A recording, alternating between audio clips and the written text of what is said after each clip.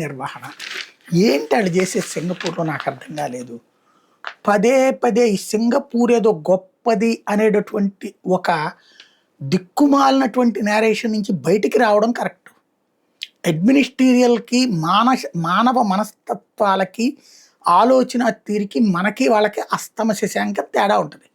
మీరు అక్కడ ఎక్కడ పడితే అక్కడ రోడ్డు మీద ట్యాక్సీ ఆపంటే ఆపడవాడు, కరెక్ట్గా ట్యాక్సీ స్టాండ్ దగ్గరికి వెళ్ళినే ఆపుతాడు. ట్యాక్సీలో మనం ఎక్కి కూర్చునేసి ఇక్కడికి మళ్ళీ ఎక్కడికి వెళ్ళాలి అని వాళ్ళు అడగటం, మనం ఎక్కడికి వెళ్ళాలో చెప్పడం, చెప్తే నేను అక్కడికైతే పోనని చెప్పడం లాంటిది అక్కడ ఉండదు. నువ్వు ఎక్కి కూర్చుంటే నువ్వు ఎక్కడికి చెప్తే అక్కడికి తీసుకెళ్ళాలి అంతే.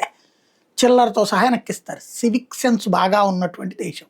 అట్లాగే అక్కడ మురికి నీటిని శుద్ధి చేసి మంచినీటిగా మార్చేటటువంటి ప్రక్రియ ఏదేదాన్ని కాలవ చక్కగా పారుతుంది, ఇట్లాంటివి చెప్తారు. అక్కడ ఈ మంత్రులు పాపం వెళ్ళారు, విన్నారు కదా వాళ్ళందరికీ. ఈ మంత్రులందరికీ తెలియదా వాళ్ళ వాళ్ళ ఊళ్ళో డస్ట్బిన్లో చెత్తని డస్ట్బిన్లోనే ఉంచంటారు ఆయన అంటే ఎట్లా బిహేవ్ చేస్తారు. లేకపోతే మురికి నీళ్ళు ఇప్పుడు మనకు ఉన్నటువంటి నీళ్ళను శుద్ధి చేస్తే శుభ్రం చేయడానికి అయ్యే పథకాలు లెక్క అవన్నీ తెలీదా.